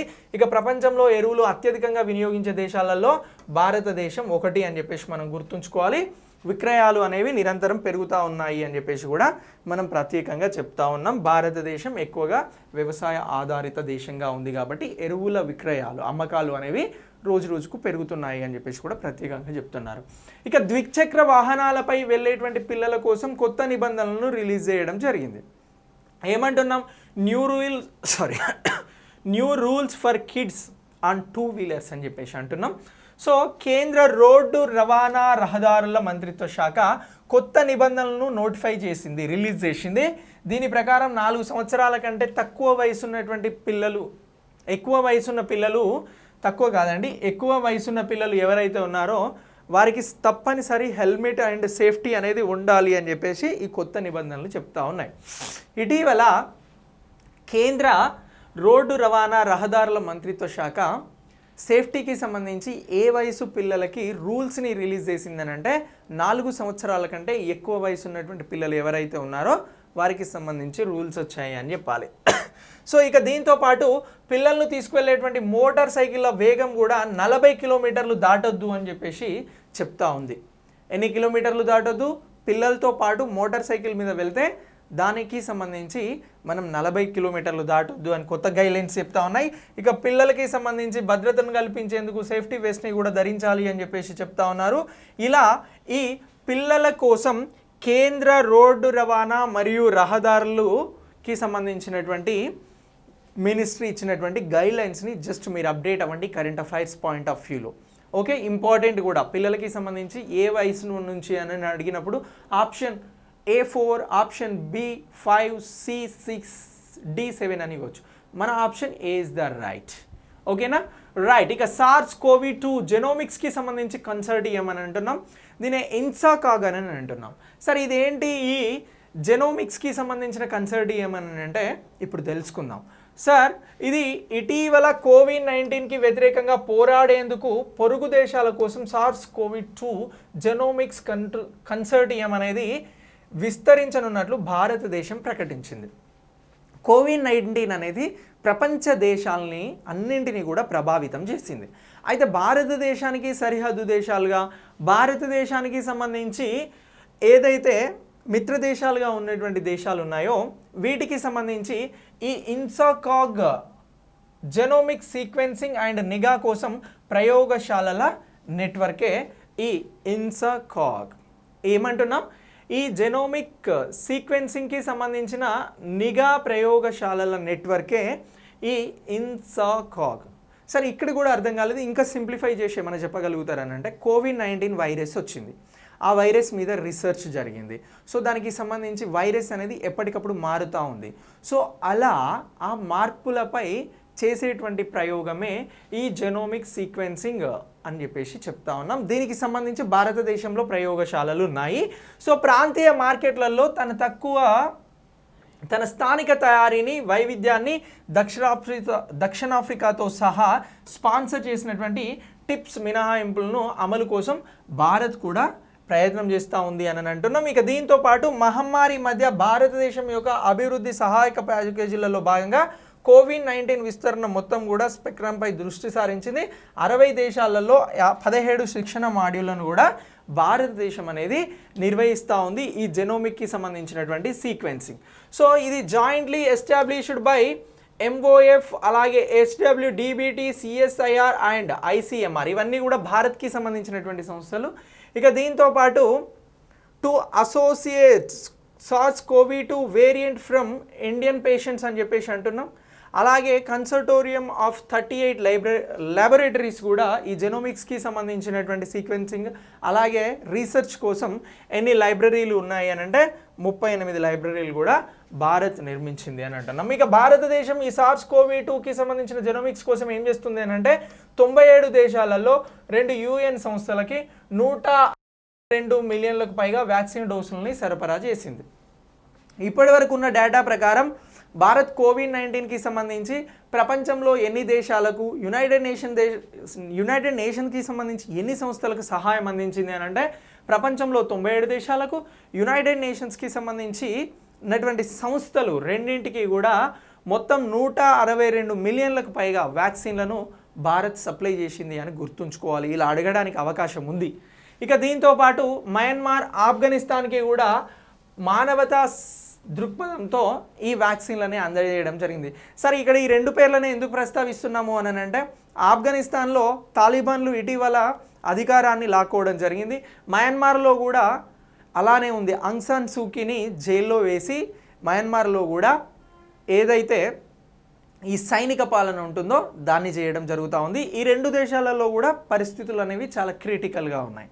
సో ఇలా ఇది ఇంపార్టెంట్. ఇక 2022కి సంబంధించి ఇండో పసిఫిక్ ప్రాంతంలో డోస్ డెలివరీ కోసం భారతదేశం కూడా క్వాడ్ భాగస్వామ్యంతో సహకరిస్తుంది అని అన్నాం. క్వాడ్ అనేది మనం ఇంతకుముందు డిస్కస్ చేయడం జరిగింది. ఆస్ట్రేలియా, జపాన్, అమెరికా, భారత్ కలిస్తేనే క్వాడ్. సో ఈ దేశాలతో ఇప్పుడు భారత్ కూడా సహకరిస్తుంది వ్యాక్సిన్లకి సంబంధించి, డోస్ డెలివరీస్కి సంబంధించి. ఇక ఈ ఇన్స్కాగ్కి సంబంధించి ఇండియన్ SARS-CoV-2 జెనెటిక్స్కి కన్సర్టియం అని అంటున్నాం. Indian SARS-CoV-2 consortium on genomics అని చెప్పేసి కూడా దీన్ని పిలవడం జరుగుతూ ఉంది. డిసెంబర్ 30, 2020న భారత ఆరోగ్య శాఖ మరియు కుటుంబ సంక్షేమ శాఖ ఆధ్వర్యంలో ఏర్పాటు చేయబడింది. ఇంతకుముందు ఈ ICMR ఇవన్నీ కూడా దీన్ని ఏర్పాటు చేయడంలో చాలా కీలకంగా ఉన్నాయి అని అంటున్నాం.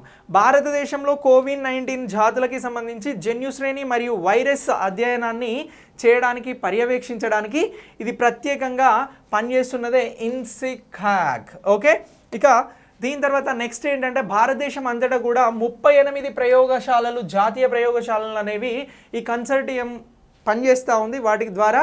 ఇక దీంతో పాటు జీనోమ్ సీక్వెన్సింగ్కి సంబంధించి ఇది ప్రత్యేకంగా పాల్గొంటుంది. ఇందులో 10 ప్రయోగశాలలు తదుపరి పరిశోధనకి అంటే అడ్వాన్స్కి సంబంధించినటువంటి రీసెర్చ్ చేయడానికి 38లో 10 ప్రయోగశాలలు కేటాయించడం జరిగింది అనేది కూడా మనం ప్రత్యేకంగా తెలుసుకోవాలి. ఓవరాల్గా ఇన్సాకాగ్కి సంబంధించినటువంటి అంశం వస్తే ఇవన్నీ కూడా మనకు ప్రత్యేకమైనటువంటి అంశాలుగా చెప్పడం జరుగుతూ ఉంది. ఇది సైన్స్ పాయింట్ ఆఫ్ వ్యూలో చాలా చాలా ఇంపార్టెంట్ కరెంట్ అఫైర్స్ అని చెప్పేసి అంటూ ఉన్నాం. ఇక కొత్త వేరియంట్ల యొక్క అన్ని నమూనాలను డేటాబేస్ నేషనల్ సెంటర్కి సంబంధించినటువంటి డిసీజ్ కంట్రోల్ NCDC ఏదైతే ఉందో దీని ద్వారా నోడల్ యూనిట్గా కూడా ఇది నిర్వహించబడుతుంది. ఇక 2 జాతీయ జెనోమిక్ సీక్వెన్సింగ్ డేటాబేస్ కేంద్రాలు కూడా ప్రస్తుతం నియమించబడ్డాయి అని అంటున్నాం. భారత్లో ఎన్ని జాతీయ జెనోమిక్ సీక్వెన్సింగ్ డేటా సెంటర్స్ ఉన్నాయి, డేటాబేస్ కేంద్రాలు ఉన్నాయని అంటే 2 అని చెప్పేసి గుర్తుంచుకోవాలి.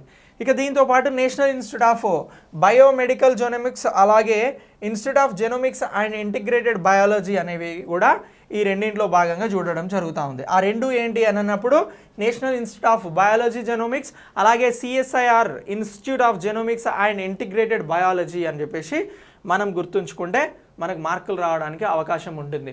ఇక ఇండియన్ హోల్సేల్ ఇన్ఫ్లేషన్కి సంబంధించినటువంటి డిక్లైన్స్ అంటున్నాం. భారత టోకు ద్రవ్యోల్బణం తగ్గింది అని చెప్తా ఉన్నాం. మనం నిన్నటి క్లాస్లో ఏదైతే కన్జ్యూమర్ ప్రైస్ ఇండెక్స్ ఉందో సో దానికి సంబంధించి ద్రవ్యోల్బణం అనేది అనుకున్న దానికంటే ఎక్కువ పెరిగింది అని డిస్కస్ చేసినాం. ఇవాళ హోల్సేల్ తగ్గింది అని చెప్పేసి కరెంట్ అఫైర్స్లో తెలుసుకుంటున్నాం. ఇది కరెంట్ ఎకానమీకి సంబంధించి వెరీ వెరీ ఇంపార్టెంట్. భారతదేశంలో టోకు ద్రవ్యోల్బణం గత నెలలో 13.56 నుంచి ఇది జనవరి నెలలోకి వచ్చేసరికి 12.96కి తగ్గించబడింది అని చెప్పేసి చెప్తా ఉన్నాం. ఈ టోకు ధరల సూచీని మనం WPI అని అంటున్నాం. అంటే ఏంటి అని అంటే హోల్సేల్ ప్రైస్ ఇండెక్స్ అని అంటున్నాం. సో ఇలా ఇది క్షీణించింది అనేది ప్రస్తుతం మనకు ఉన్నటువంటి కరెంట్ అఫైర్స్. ఇక నవంబర్లో ఇది 14.87 ఉంది, డిసెంబర్లో 13.56 ఉంది, జనవరిలోకి వచ్చేసరికి 12.96 అని అంటున్నాం. సో ఇలా ఇది చాలా చాలా ఇంపార్టెంట్. ఇక 2022 అధిక ద్రవ్యోల్బణం రేటు ప్రధానంగా మినరల్ ఆయిల్స్, ముడి పెట్రోలియం, సహజ వాయువు, ప్రాథమిక లోహాలు, ఆహారం మరియు ఇతర రసాయన ఉత్పత్తులు ఏవైతే ఉన్నాయో వీటన్నింటికి సంబంధించి మునుపటి సంవత్సరంతో పోలిస్తే తగ్గాయి అని చెప్పేసి చెప్తా ఉన్నాం. అది జనవరి నెలకి సంబంధించి. ఓకేనా? సో ఇలా ఈ ఇన్ఫ్లేషన్ పైన క్లారిటీ ఉండాలి. ఇటీవల జనవరి నెలలో హోల్సేల్ ప్రైస్ ఇండెక్స్ ప్రకారం ఎంత పర్సెంటేజ్ నుంచి ఎంత పర్సెంటేజ్కి ఇన్ఫ్లేషన్ తగ్గింది అని అడుగుతారు, ద్రవ్యోల్బణం తగ్గింది అని అడుగుతారు. అప్పుడు మనం 13.56 నుంచి 12.96కి తగ్గింది అని చెప్పేసి చెప్పాలి. సో ఇలా ఇది మనకు చాలా చాలా ఇంపార్టెంట్ కరెంట్ ఎకానమీకి సంబంధించి. ఇక ఈ WPIకి సంబంధించిన ఫుడ్ ఇండెక్స్ ఆధారంగా ద్రవ్యోల్బణం రేటు అనేది 2021లో 9.24, 2022లో 9.55 స్వల్పంగా పెరిగింది అని అంటున్నాం. ఏమంటున్నాం? ఫుడ్ ఇండెక్స్కి సంబంధించి ఆహార ద్రవ్యోల్బణం గురించి ప్రత్యేకంగా చెప్పాల్సి వచ్చినప్పుడు టోకు ఆహార ద్రవ్యోల్బణం అనేది స్వల్పంగా పెరిగింది.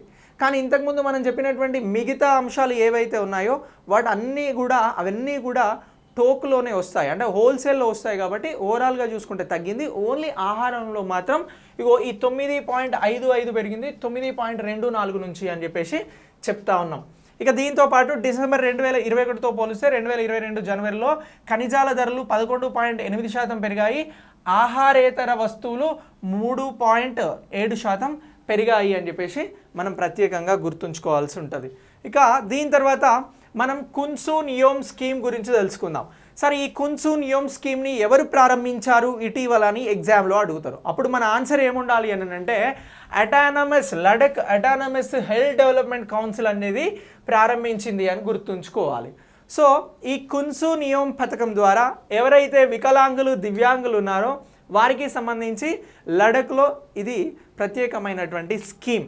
సో ఇటీవల ఏ కేంద్రపాలిత ప్రాంతంలో కున్సు నియోమ్ అనేటువంటి స్కీమ్ ప్రారంభమైందంటే లడక్ అని అంటున్నాం. ఈ కున్సు నియోమ్ అని అంటే ఏంది అర్థం అని అంటే అందరికీ సమానంగా, అందరికీ న్యాయంగా కలుపుకొని న్యాయం చేయడమే దీని లక్ష్యం. ఓకే, ఇక దీని తర్వాత ఈ పథకం కింద లేహ్ హిల్ కౌన్సిల్ 90% సబ్సిడీని అవసరమైన వారికి సహాయ పరికరాలను, సాంకేతికతను అందిస్తుంది. ఇక లడక్ లెఫ్టినెంట్ గవర్నర్గా ఎవరున్నారు అని అంటే రాధాకృష్ణ మథూర్ ఉన్నారు. సో దీనిని కూడా జస్ట్ మీరు ఇక్కడ అప్డేట్ చేసుకోండి కరెంట్ అఫైర్స్కి సంబంధించి.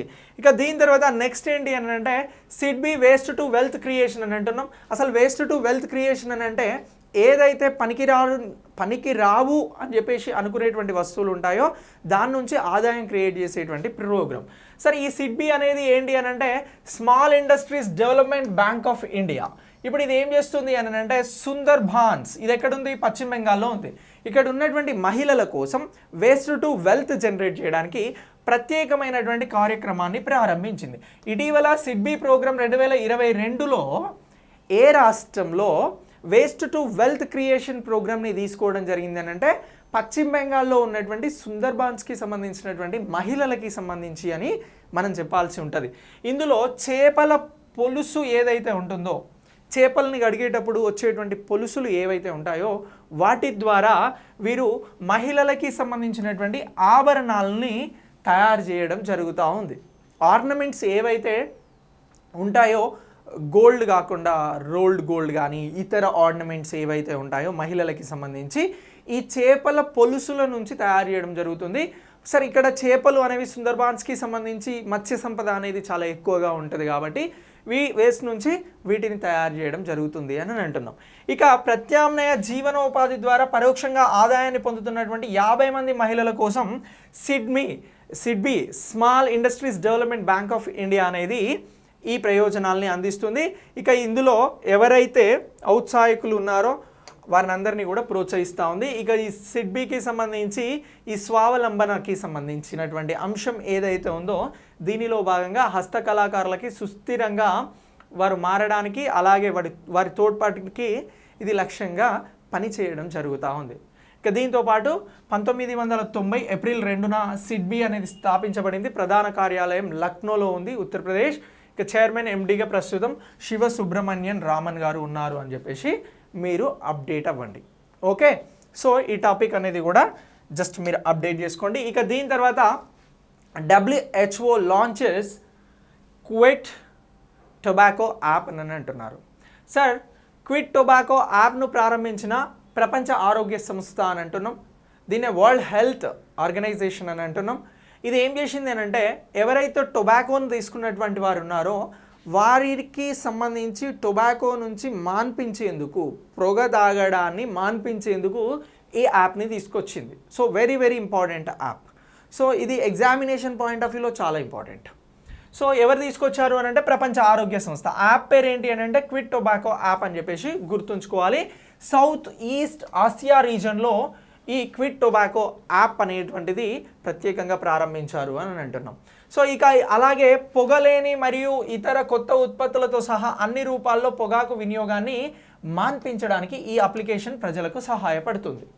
ఈ అప్లికేషన్ అనేది ఎందుకోసం ఉపయోగపడుతుంది అని అంటే ఏదైతే పొగాకుకు రిలేటెడ్గా ఉన్నటువంటి ఉత్పత్తులు ఉన్నాయో వీటన్నింటిని గురించి కూడా మాన్పించేలాగా ఇది పనిచేస్తుంది అని అంటున్నాం. ఈ యాప్ని WHO SEAR regional director doctor Poonam Khetrapal Singh ప్రారంభించారు. WHO అనేది కమిట్ టు క్విట్ ప్రచారం అనేది చేస్తూ ఉంది. కమిట్ టు క్విట్ అనే ప్రచారాన్ని దేనికి చేస్తూ ఉంది అని అంటే ఈ టొబాకో నుంచి విముక్తి కలిగించడం కోసం. ఓకే, ఇక ఈ సౌత్ ఈస్ట్ రీజియన్ ద్వారా ఈ పొగాకు నియంత్రణ కోసం ప్రత్యేక ప్రయత్నాలు అనేవి జరుగుతూ ఉన్నాయి. ఇక ప్రధానంగా ఎక్కువ మరణాలకి సంబంధించి కూడా ప్రపంచంలో పొగాకు అనేది ఎక్కువ నష్టం చేకూర్చడం జరుగుతూ ఉంది. 8 మిలియన్ల మంది ప్రతి సంవత్సరం కూడా చనిపోతూ ఉన్నారు టొబాకో ద్వారా అని అంటున్నాం. అంటే 80 లక్షల మంది ప్రపంచవ్యాప్తంగా కేవలం టొబాకో ద్వారా చనిపోతున్నారు అని చెప్తా ఉన్నాం. ఇక పొగాకు ఉత్పత్తులకి సంబంధించి అతిపెద్ద ఉత్పత్తిదారులుగా వినియోగదారులుగా WHO ఎవరిని గుర్తిస్తుంది అని అంటే ఆగ్నేయ ఆసియా ప్రాంతంలో ఉన్నటువంటి వారిని గుర్తిస్తుంది. ఇక దీంతో పాటు 1.6 మిలియన్స్ మంది అంటే 16 లక్షల మంది ఈ ఆగ్నేయ ఆసియా అని అంటున్నాం. ఏదైతే ఫిలిప్పైన్స్, సింగపూర్, ఇండోనేషియా, ఈ మలేషియా ఈ దేశాలు ఉన్నాయో వాటినే ఆగ్నేయ ఆసియా అంటున్నాం. వాటిని ఆసియన్ కంట్రీస్ అని కూడా అంటాం. సో ఇలా ఇవి ఉన్నాయి. ఇంకా 7 ఏప్రిల్ 1948న ప్రపంచ ఆరోగ్య సంస్థ స్థాపించబడింది. ఇది జీకే పాయింట్ ఆఫ్ వ్యూలో ఇంపార్టెంట్. ఎప్పుడు అని అంటున్నాం 1948. ప్రధాన కార్యాలయం స్విట్జర్లాండ్లో ఉంది, జెనీవాలో.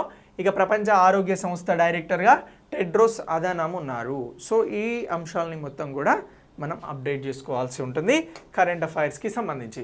ఇక డొమెస్టిక్ ఇండియన్ టూరిజంని ప్రోత్సహించేందుకు ఇప్పుడు ఏం చేస్తున్నారు అని అంటే ఇండియన్ టూరిజం ప్రమోషన్ కోసం, మార్కెటింగ్ కోసం సహకారంపై పర్యాటక మంత్రిత్వ శాఖ అలయన్స్ ఎయిర్ ఏవియేషన్ లిమిటెడ్ మధ్య ఈ ఒప్పందం అనేది కుదిరింది. సో ఈ ఒప్పందం ప్రకారం పర్యాటక మంత్రిత్వ శాఖ భారతదేశాన్ని పర్యాటక ఉత్పాదక మార్కెట్లలో ఇష్టపడే పర్యాటక గమ్యస్థానంలో ఉంచడానికి ప్రయత్నం చేస్తూ ఉంది.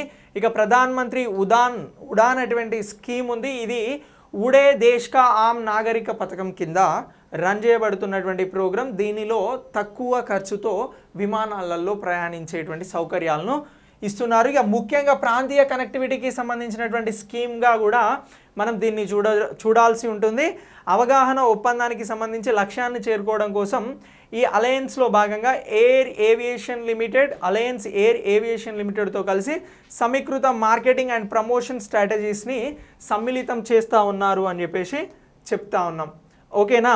సో ఇలా మనం దీన్ని గుర్తుంచుకోవాల్సి ఉంటుంది. ఇక దీని తర్వాత నెక్స్ట్ ఏమంటున్నాము అని అంటే 51 నేషనల్ హైవేస్ ప్రాజెక్ట్స్ అని చెప్పేసి అంటున్నాం.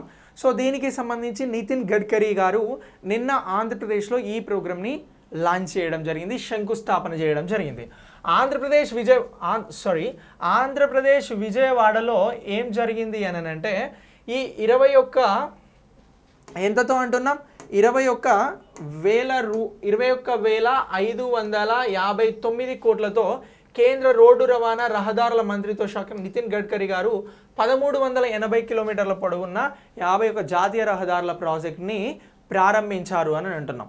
ఇక ఆంధ్రప్రదేశ్ ప్రపంచ స్థాయి మౌలిక సదుపాయాలను నిర్మించేందుకు కట్టుబడి ఉన్నాము అని చెప్పేసి నితిన్ గడ్కరీ అన్నారు. ఏమంటున్నారు? ఆంధ్రప్రదేశ్కి సంబంధించి ఈ ప్రాజెక్టులను మౌలిక సదుపాయాలు కల్పించడంతో పాటు ప్రపంచ స్థాయిలో వీటిని తీర్చిదిద్దుతాము అని చెప్పేసి మాట్లాడడం జరిగింది. ఇక మెరుగైన రోడ్డు కనెక్టివిటీ వల్ల టూరిజం వృద్ధి చెందుతుందని, పట్టణ గ్రామీణ యువతకు ఉపాధి అవకాశాలు లభిస్తాయని, ఆంధ్రప్రదేశ్ ప్రజలకి ఇది కీలకమైనటువంటి పాత్రను పోషిస్తుంది అని చెప్పేసి ప్రత్యేకంగా చెప్పడం జరిగింది. ఇక్కడ సేతు భారతం గురించి మాట్లాడారు.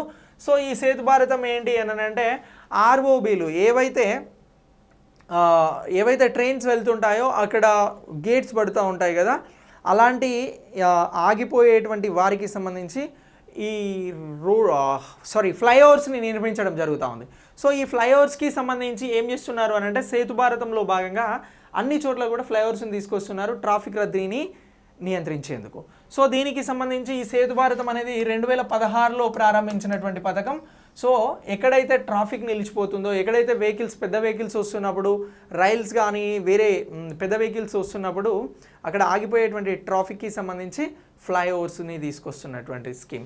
సో ఇలా భద్రత, సమయం, ఇంధన ఆదా ఇవన్నీ అవుతాయి. దీనివల్ల కాలుష్యం కూడా తగ్గుతుంది అని చెప్పేసి మంత్రి ప్రత్యేకంగా మాట్లాడడం జరిగింది. ఇక సామాజిక ఆర్థిక అభివృద్ధికి జాతీయ రహదారులు ఒక నాంది అని చెప్పేసి కూడా నితిన్ గడ్కరీ గారు మాట్లాడారు. ఇక లాజిస్టిక్ని మెరుగుపరిచేందుకు ఆంధ్రప్రదేశ్లో విశాఖపట్నం టు కాకినాడ ఓడరేవుకు 4 లైన్ల రహదారిని కూడా నిర్మించబోతున్నాము అని చెప్పేసి దానికి సంబంధించి ప్రత్యేక పాత్ర ఉంటుంది అని అన్నారు. ఇక బెంజ్ సర్కిల్ ఫ్లైఓవర్ నిర్మాణం విజయవాడ నగరంలో రద్దీని తగ్గించేందుకు దోహదపడుతుంది అని ఈ సందర్భంగా ప్రత్యేకంగా నితిన్ గడ్కరీ గారు మాట్లాడడం జరిగింది. సో ఇటీవల నితిన్ గడ్కరీ గారు ఆంధ్రప్రదేశ్లో వేటికి శంకుస్థాపన చేశారు అని అంటే ఈ 51 నేషనల్ హైవేస్కి సంబంధించినటువంటి ప్రాజెక్ట్స్ అని చెప్పేసి గుర్తుంచుకోవాలి. మొత్తం ఎన్ని కిలోమీటర్ల మేర దీన్ని విస్తరించనున్నారు అని అంటే 1380 కిలోమీటర్లు. ఎంత వ్యయంతో అనంటే 21,559 కోట్లతో వీటిని నిర్మించబోతున్నారు అని చెప్పేసి మనం గుర్తుంచుకుంటే సరిపోతుంది. సో ఆంధ్రప్రదేశ్ ముఖ్యమంత్రిగా ఎవరున్నారు అని అంటే వైఎస్ జగన్మోహన్ రెడ్డి ఉన్నారు. సో ఇలా ఈ మొత్తం కరెంట్ అఫైర్స్ని కూడా మీరు అప్డేట్ చేసుకోండి కరెంట్ అఫైర్స్కి సంబంధించి. ఓకేనా? Thank you. Thanks for watching.